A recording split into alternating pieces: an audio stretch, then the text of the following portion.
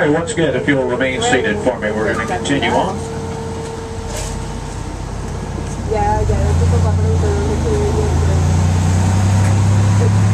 Over on your right, out in the middle of the speedway, there's a body of water over there. That is Lake Lloyd. It's a man-made lake, and it's from there that they pulled 1 million cubic yards of dirt to build the high banks. When Mr. Bill France Sr., also known as Big Bill, was looking for a place to construct a super speedway, he needed a piece of property that A, was large enough to accommodate a 2.5-mile facility, and B, had the right quantity and quality of dirt to build the high banks.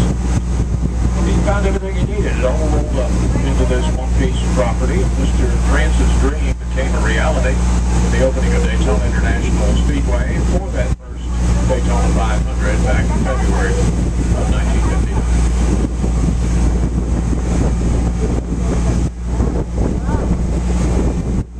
Also on your right, adjacent to Lake Lloyd, to the left of the lake as you're looking at it, there's a set of grandstands back there. Those are the tiny lot of Bobby Allison Super Stretch grandstands. We built those in 1994 with an original seating capacity of 4,000 people. They added a couple of seats over the years. We're now with 45,000 fans back on the Super Stretch. Getting back to Lake Lloyd for a moment, that used to be 44 acres in size. We did a multi-million-dollar construction and renovation project in 2004. As part of that, we filled in the lake by about a third on the opposite side from which we're on. We put in more than 250 premium RV spots along the north shore of Lake Lloyd. Fans who have reservations in there are able to hook up their motorhomes, water, and electricity, as well as cable television. Watch the action live over here on the Super Stretch or in the high bank turns at either end of the speedway. We're going to head over to gate 65. That's going to be our access out onto the Super Speedway this afternoon. As we head over there, if you look to your left across the street, some of you might already be familiar with that big building over there. That's the terminal for Daytona Beach International Airport. Makes it really convenient for fans flying in here on race day. They can literally get off the airplane and walk across the street to their seats if they have them back here on the Super Stretch. Or they can go to one of our tram plazas for transportation around to the area in which they are holding that signal.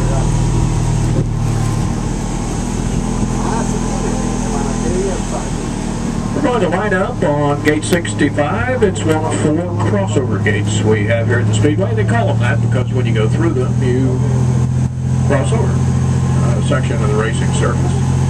In this particular case, we're going to cross over the Super Stretch, and as we do that, turn 2 will be all the way down to the left, turn 3 off to the right. The Super Stretch connects those 2 turns. That's a distance of 3,000 feet.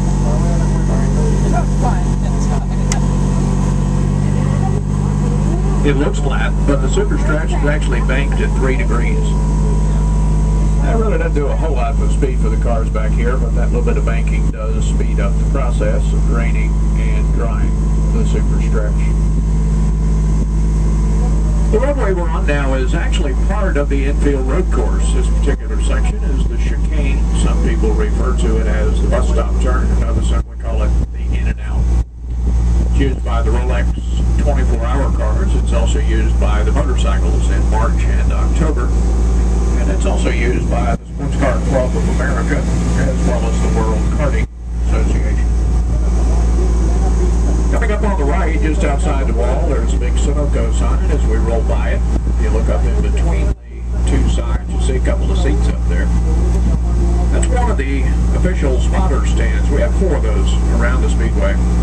Anytime we have a NASCAR event here at Daytona, there are a couple of NASCAR officials in each one of those watching for debris or other problems on the Speedway.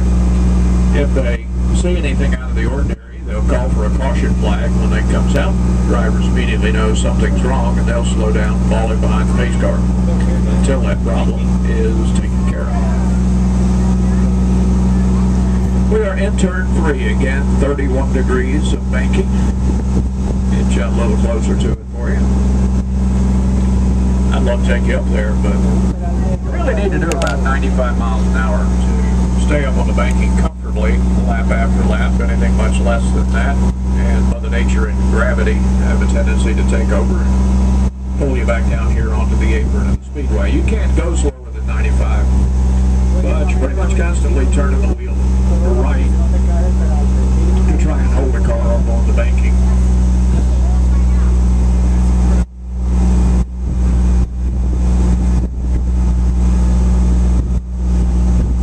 From the edge of the grass here on the left up to the top of the wall is 44 feet.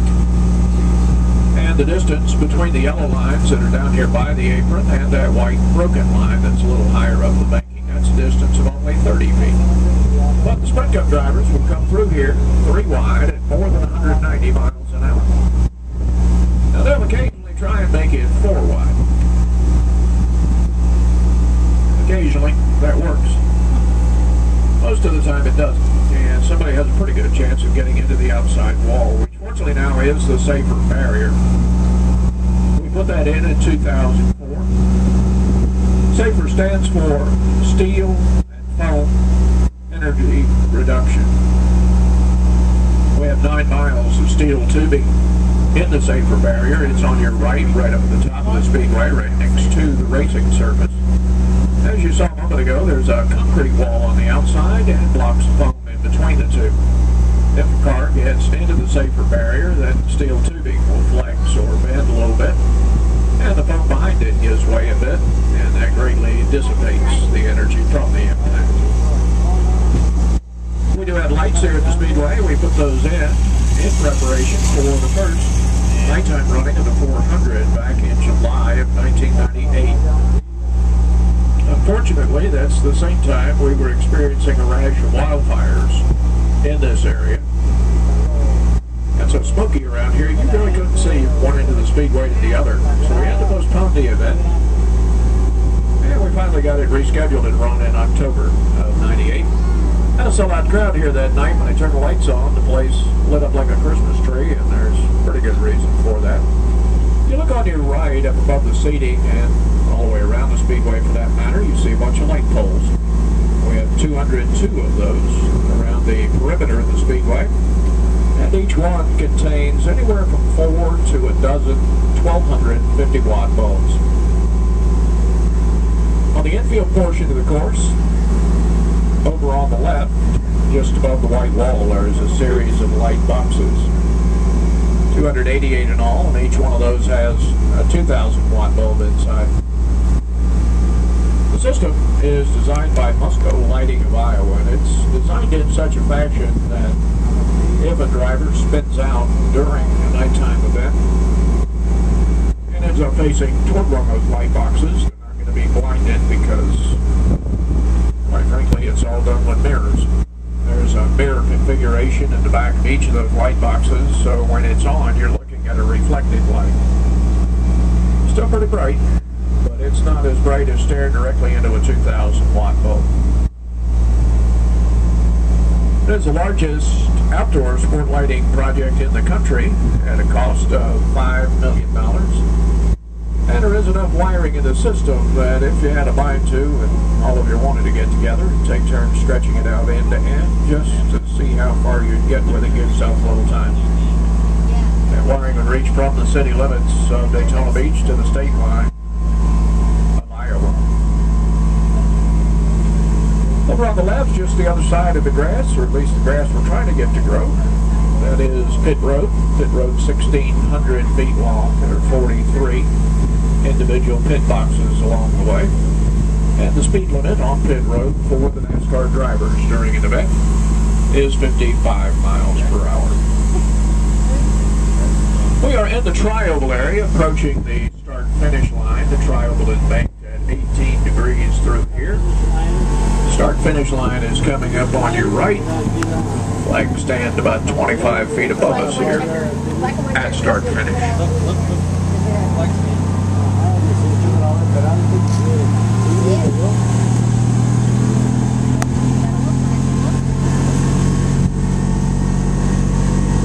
grandstands here on the right stretch for 0.8 of a mile from the exit of turn 4 all the way down to the entrance of turn number 1.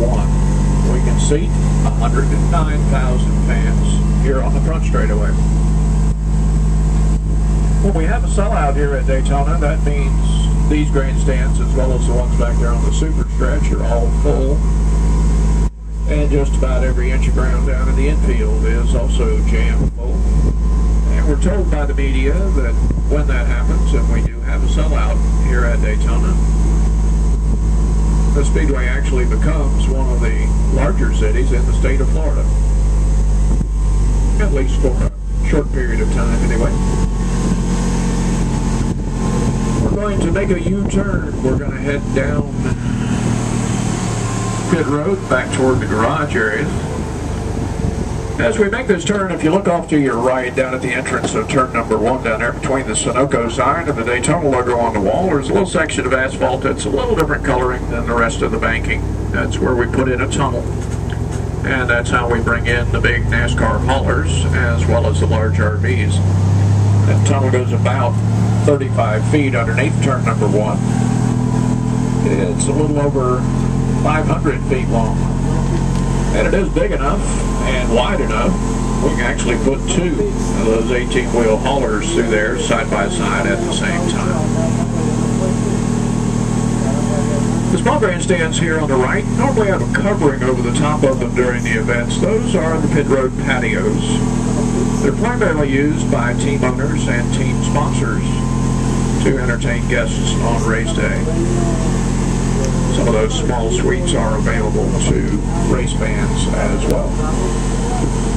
The dark glassed-in building coming up on the right that says Goodyear on the end of it is the Daytona 500 Club. There's membership-type seating in there during the events. There's a banquet facility on the first level, lounges on the second level, suites for seating, as well as NASCAR scoring and timing up on the third level, and the higher dollar President's Row is up on top.